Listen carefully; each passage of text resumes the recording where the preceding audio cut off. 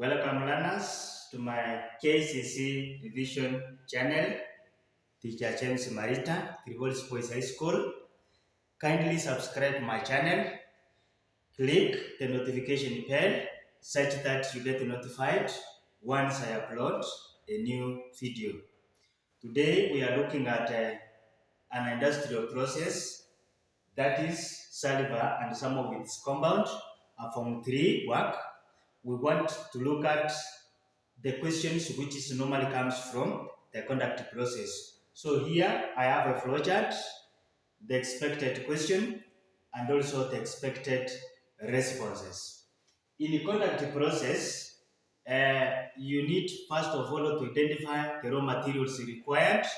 After identifying the raw materials, then you are supposed to understand what is happening in each step, in each chamber, step by step, then you understand what's happening.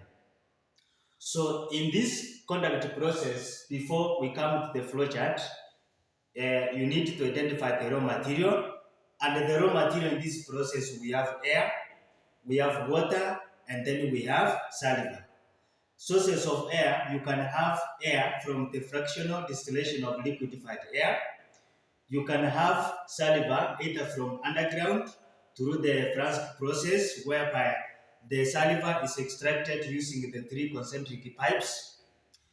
You can also have this saliva combining with metal salivites. For instance, you can have zinc salivite, you have lead salivite, you have the iron salivite, or you have the copper salivite.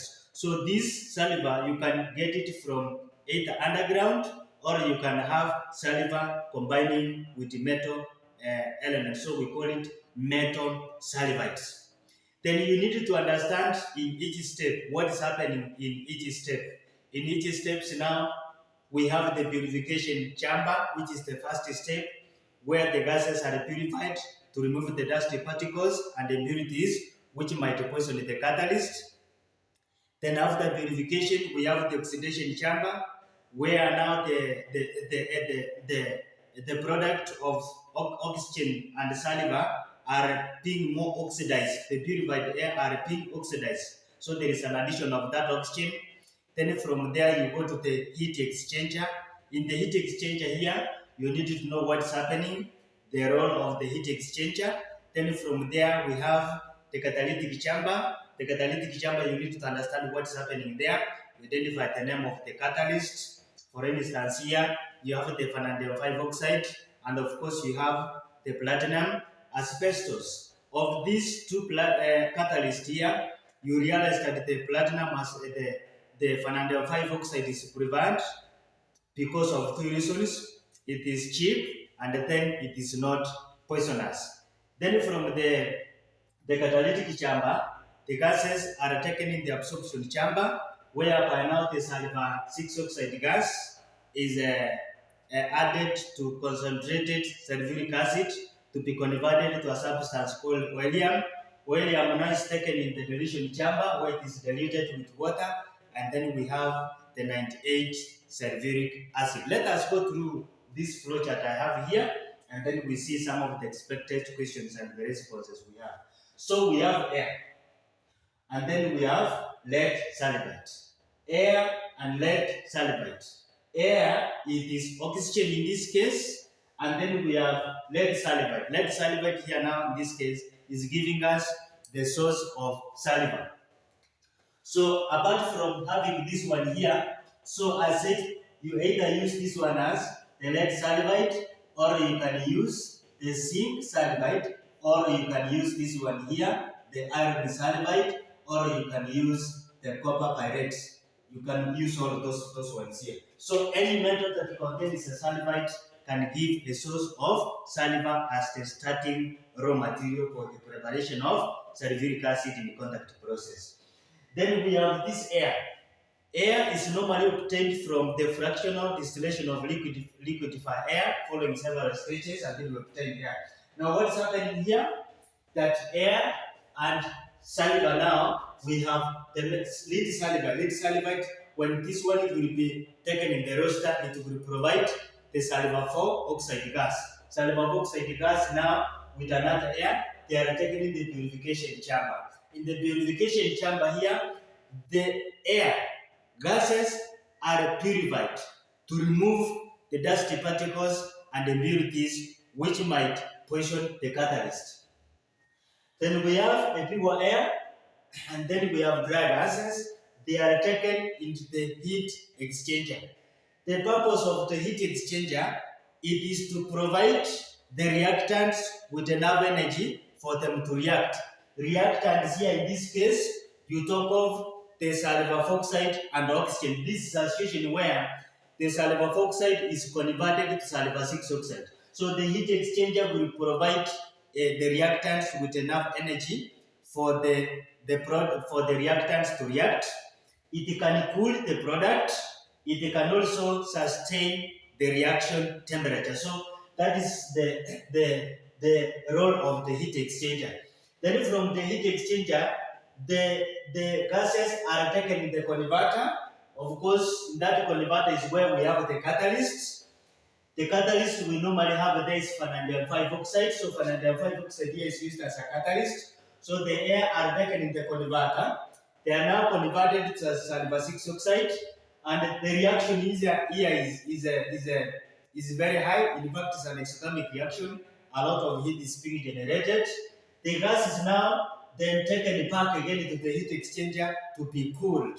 Remember, I've said there are two main purposes of the heat exchanger: to heat the incoming gases and also to cool the product. So in this case, it is heating the incoming gases, and then we have cooling the product, and the product here in this case is sulfur 6 oxide. Sulfur 6 oxide gas now, the sulfur 6 oxide gas from there, it is normally taken in this chamber here. So there is something missing here. So you can have an arrow, then we have it here, then we have like that. This is now where from the heat exchanger, we have this is the sulfur 6 oxide gas. So we have we have this as sulfur 6 oxide gas. Sulfur 6 oxide gas now, it is taken in this chamber, chamber G. Chamber G here we have the liquid here normally is concentrated sulfuric acid. So the liquid we have, this one here it is conch.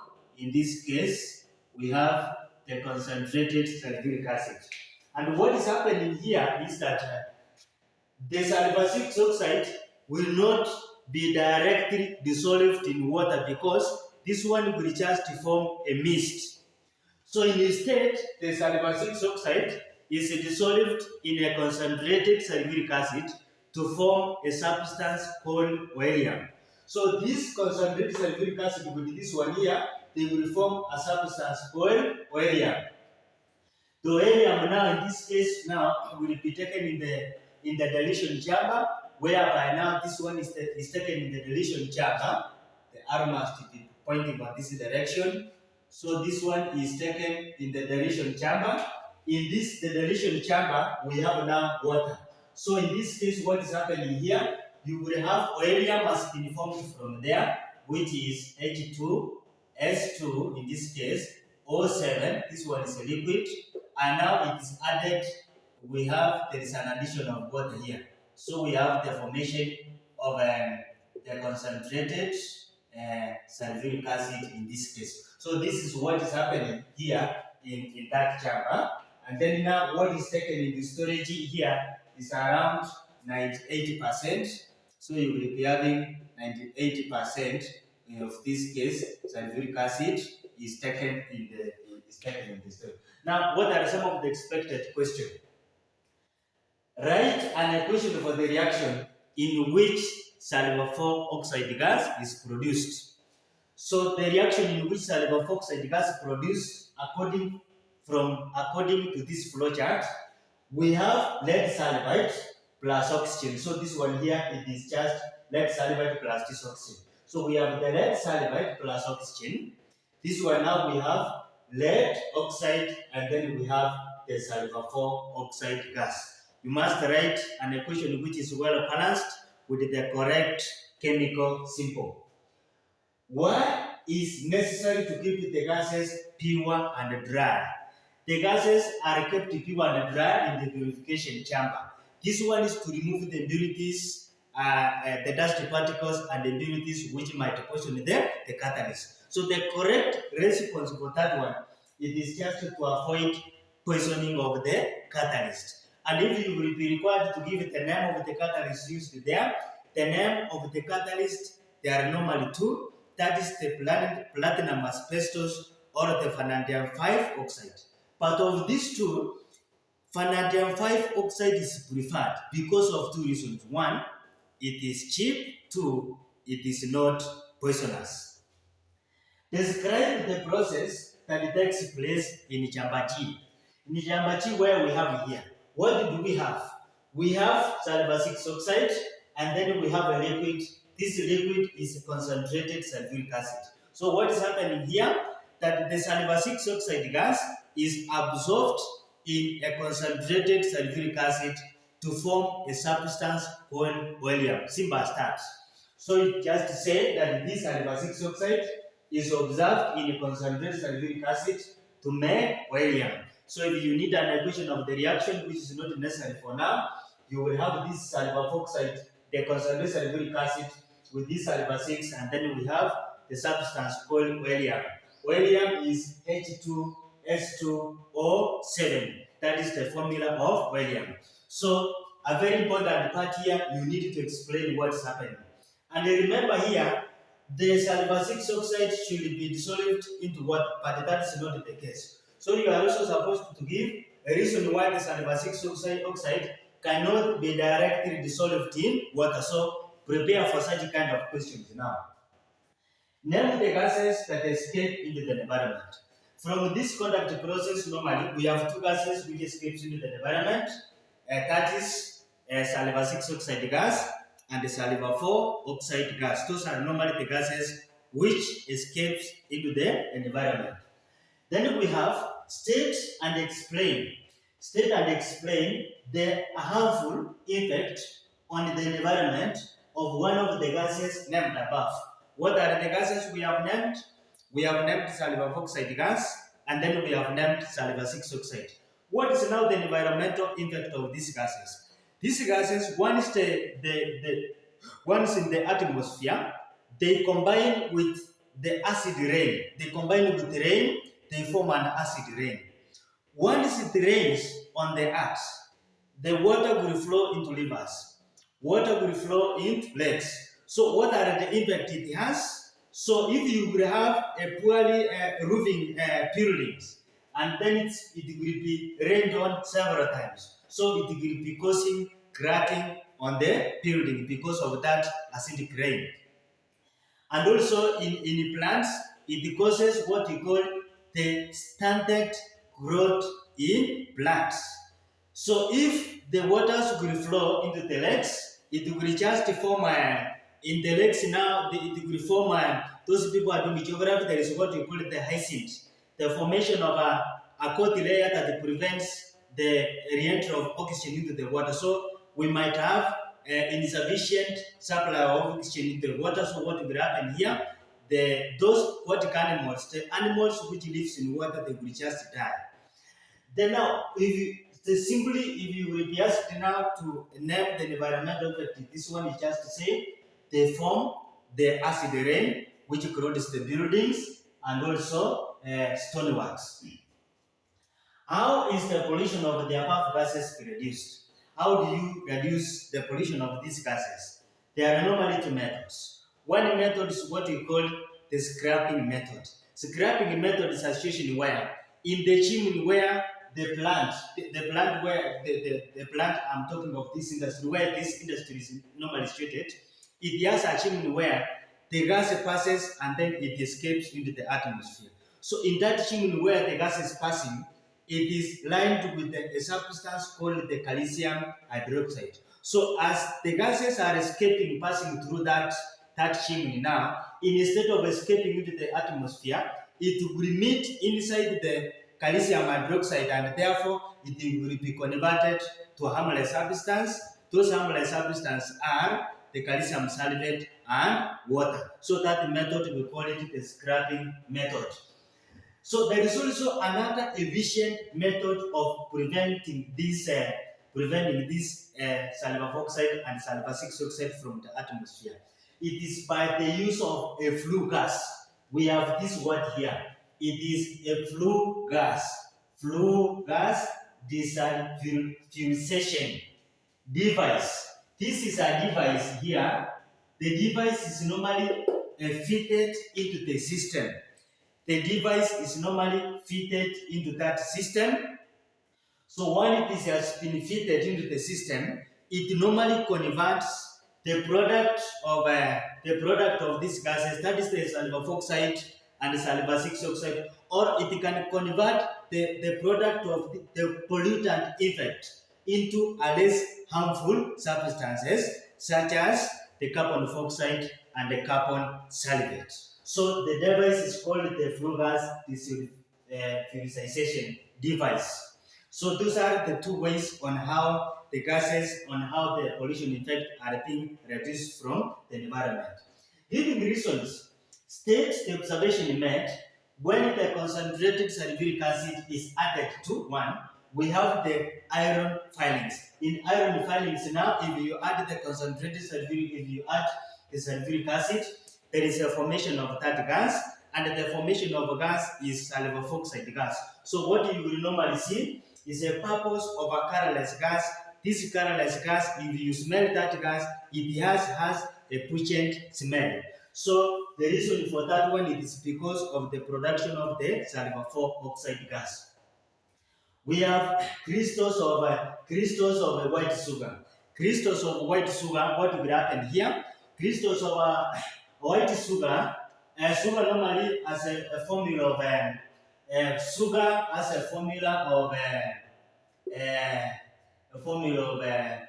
C6H22, then we have O11.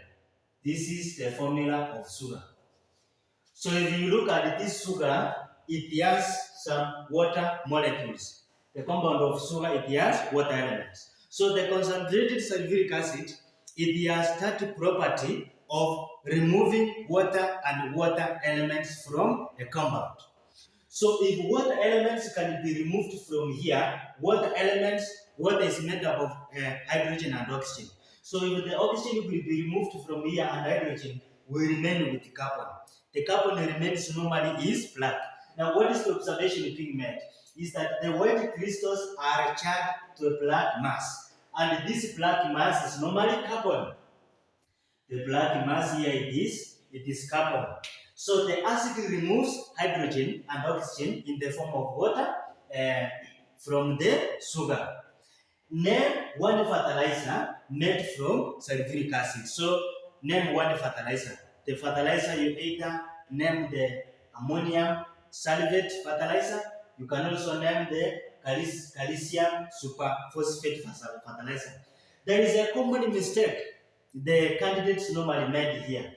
Somebody will just say, name the fertilizers, ammonium fertilizer, calcium fertilizer. That one you will not score. It should be a sulfate fertilizer. So you must name this one as ammonium sulfate, calcium sulfate fertilizer or phosphate fertilizers. So the sulfate must be present. So those people naming ammonium, naming calcium fertilizer, you cannot score. Giving reasons why, give a reason why barium sulfate, a pigment made from sulfuric 5 acid, could be suitable in making paints for car. Why? The barium sulfate, it is insoluble in water, therefore it can be easily washed. So that is the reason why the barium sulfate is normally used to make paint for cars. We have come to the end of our discussion. Don't forget to subscribe, watch, and share. Thank you for watching.